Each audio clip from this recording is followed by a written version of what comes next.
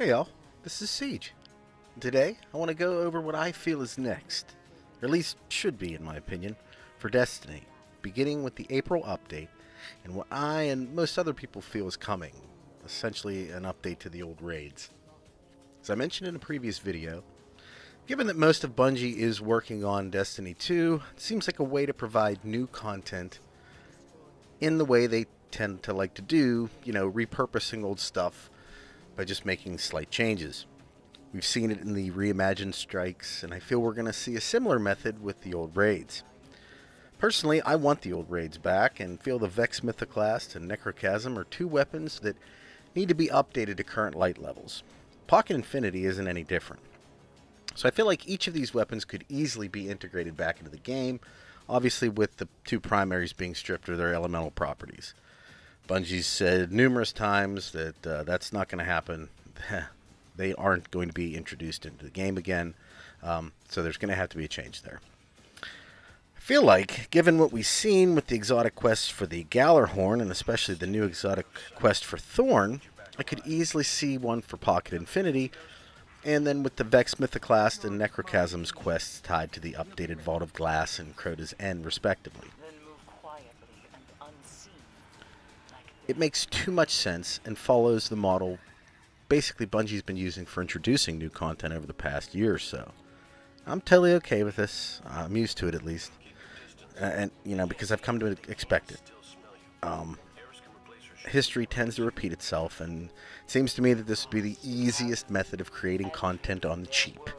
And after all, last year's April update was free, so I would assume this one will be as well. Seems like a perfect match when you put those two things together, don't you think? It's hard to ignore, at least. I mean, actual new versus remade new is always better, but I'm just to the point where I don't see that happening. So, I am a sucker for a great story, and Destiny has one locked away. It really does. If this is the course they ultimately take, this is my theory on how they will, or at least can continue that story with these new raids and tie up a few loose ends within the lore before the launch of Destiny 2.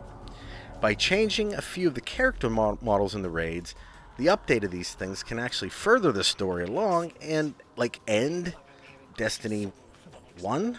Is that what they're calling it? Is that what we're calling it? In a satisfying way. It's such a shame that so much lore has been invested into this almost 3-year-old game. There were people that sat back there and have to continually write this crap out and think about stories, and they have to make sure that this part makes sense with this part, and this part makes sense with this part. But it's so locked away. It's one thing I really don't get. But at the end of the day, this is how that can change and give this game, the ending that it deserves. I mean, there's a lot of people that played it for a very long time. It would also make all the endgame content relevant. It would release the rest of the Year 1 exotic weapons back into the game and give each a quest so that RNG wouldn't play a role into it. Obviously this is a lot of material that I'm going to be trying to go over here. So welcome to the first part of this multi-part series based upon what Destiny is going to be doing from this point into Destiny 2, and even talking about Destiny 2 a little bit. Now, as far as this part's concerned, Destiny's kind of dry right now, so I'm going to have some fun with this.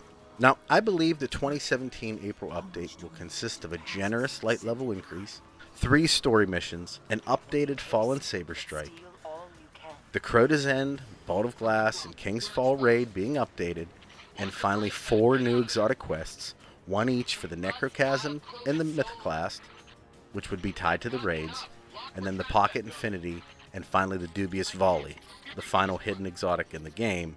Those would most likely not be tied to the raids. Now, if you're curious about the Dubious Volley, I'll leave a link to another video I did on that weapon and my specific thoughts on it in the comments below.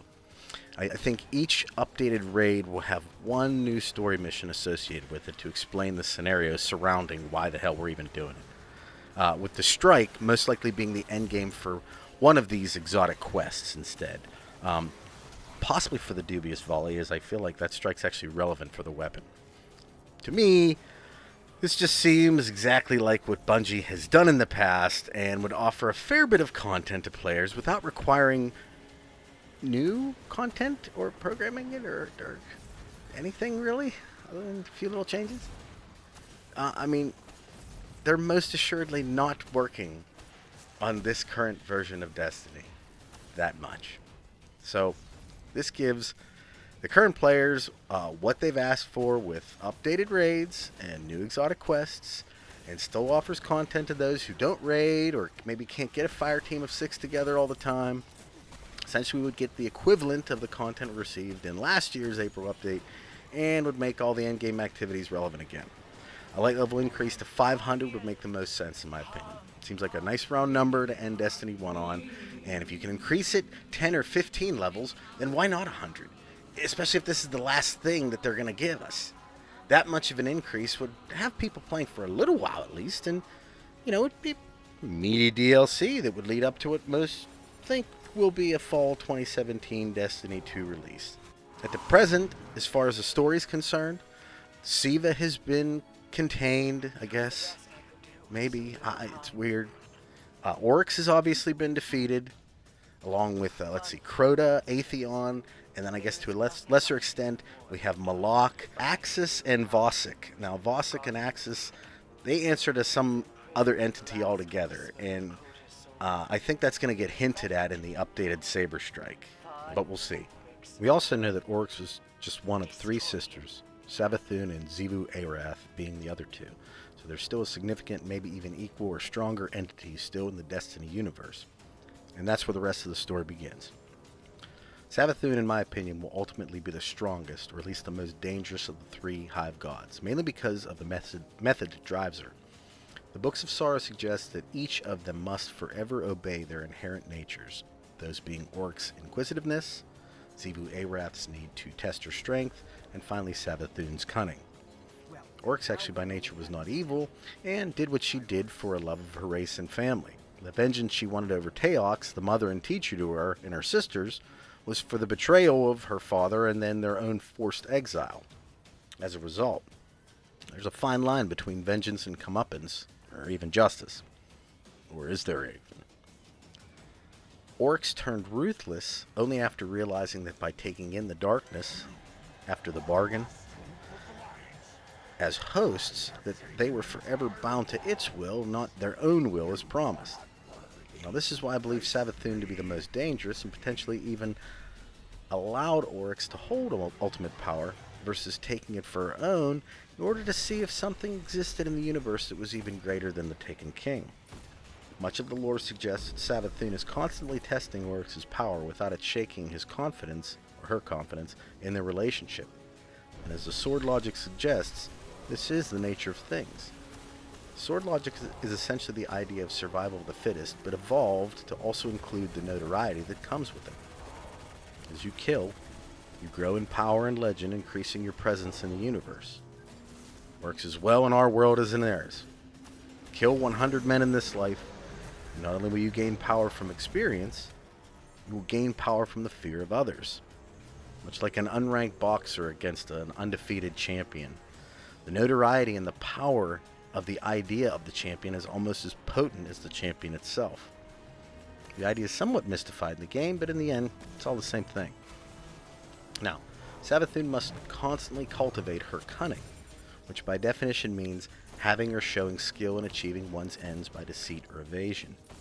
This is the basis behind why I feel Savathun is the real danger in Destiny, and who, in my opinion, will be pulling the strings the rest of the way, and potentially even into Destiny 2. She was the one to originally trick Crota into allowing Vex into Oryx's throne world, and as far as the lore suggests, still holds the Vex mind Curia, Blade Transform, whom Oryx gave to her after defeating it. Curia is the Vex mind created to analyze and simulate Oryx's throne world, and is the most likely reason why the Vault of Glass exists. For those that haven't realized it yet, the Vault of Glass is almost certainly the Vex recreation of this world and holds many of the same ontological properties. Now, ontological properties are those that speak to the idea that in this place, the Creator holds dominion over time and space and can change whatever resides within it as it sees fit. Consider also that Both places also have within them methods of protection from this power, the Aegis and the Relic, respectively. It can be said that in many ways, the Vault of Glass is the Vex representation of what they witnessed in Oryx's throne world. It even has similar weakness. Go figure. And Atheon is, well, Atheon is the Vex version of Oryx. Take a look. Damn. Savathun has up to this point pulled the strings of the universe, both in understanding the power that she was given as well as what Oryx possesses, and at the same time gauging existence for potential threats to the throne. My theory's true. She has successfully done both by testing Oryx for potential weaknesses and also staying out of the spotlight long enough to see Oryx's downfall, courtesy of us Guardians. She also has a good idea of what we're capable of, given that 3 of the 4 raids at least could very well and most likely have come from her doing. How's that, you say? Crota's existence on the moon is a direct effect of, as I mentioned earlier, Savathun's deception that ultimately caused Crota to cut a hole in Oryx's throne world, allowing Vex to pour in. This in turn caused Oryx to throw him from this place and into the Vex network in exile. Now, without that incident, it's conceivable that there would have never been a hive presence on the moon, or that Oryx's son would be so directly involved. Much of Destiny would have changed, to be honest with you. The Vault of Glass raid is no different. The Vault of Glass is a direct effect of this as well. Again, if there is no deception, there's no knowledge coming back to the Vex about the throne world, how it operates, and the power that resides from this. So finally, we come to the King's Fall raid. Without the death of Crota, Oryx would not have been aware of the power of the Guardians and would not have come here, essentially to his or her final resting place, if you believe Oryx to be truly dead. I believe that depends on your interpretation of what Oryx is exactly, but that's for another time. The point of the story is this. Essentially, everything leading up to the rise of Iron can be directly tied back to Savathun, not Oryx. And given that her essential purpose in life is to successfully achieve her goals through deception or evasion, this is really the only theory that speaks to that fact, unless you just assume that she's been doing random deceptive shit over the years that they just don't talk about in the lore at all. Otherwise, her worm is supposed to consume her if she doesn't do this. That's how it works, right? That's what the Grimoire says, at least. So, now that we know the why, I want to go over how I feel the April update will present this information, or at least it should, given what we know from the lore of the game right now. Here's the grand scheme with a brief summary of what's coming next. The first portion of the update, and we'll focus on another of the Hive Gods, the only one that has a statue erected to him equal to Crota, but just under Oryx. In the Regicide mission, we're made aware of Nokris. Now, it's pretty easy for Bungie to update this particular raid, the Crota's End raid, accordingly. All they basically have to do is change Crota to Nokris. And please, Bungie, if this is the plan, can you make him look a little different? Maybe have even a slightly different mechanic, and just to spice it up a little bit. Obviously, they're going to add Taken into the thing. They're going to update the weapons. Auto rifles already suck, so there's no threat of the Necrochasm becoming a problem in PvP. Now, an associated exotic quest would follow that would require the Guardian to complete the raid. Now, the lore behind this is fairly simple as well. And the fact that Nokris is actually mentioned in-game versus just in the Grimoire is something that I think is extremely important. The marking suggests this is a hive god, but I don't recognize the symbol. Nothing in the world's grave file either. The name is Nokris. It makes him a lot more relevant than basically anything else that we've read. Looking at the 3 statues as you walk into the Regicide mission, from the perspective of Oryx, Nokris is on Oryx's right side. You know what they say about being someone's right hand, right? Well, it's completely possible that Nokris is every bit as powerful or more than Crota, and to what we know, hasn't screwed up like Crota did. Consider these monuments, and you're looking at 2 raid bosses right here, Crota and Oryx. For Nokris to even be sitting at this particular area, he would have to be incredibly powerful. Think about it. The Death Singers aren't there, or you don't see someone like Omnigul or even Malak. Given that we're never told of his death, it's pretty safe to assume he still exists somewhere. Now, being that Savathun and Xivu Arath are still in the universe as well, and undoubtedly are aware of Oryx's demise, an appropriate response would only be logical, right? Now, Savathun, as we mentioned, by nature is cunning and would not just rush into a fight against a guardian who's defeated both Crota and Oryx, and would send Nokris into the fray to further investigate the situation. It would totally make sense for Nokris to take up residence on the moon in Crota's throne world and then most likely make it his own. If the goal is to eventually assault Earth and the last city and to avenge his brother and his, father, mother, whatever, he would want to have a presence pretty close to Earth. Now, the Vanguard no longer blocks sorties to the moon and would most likely have some type of presence there at this point as well. Things would start occurring and information would be passed back to, Zavala or Ikora or whoever, the speaker. Maybe they could bring him back into the game, I don't know.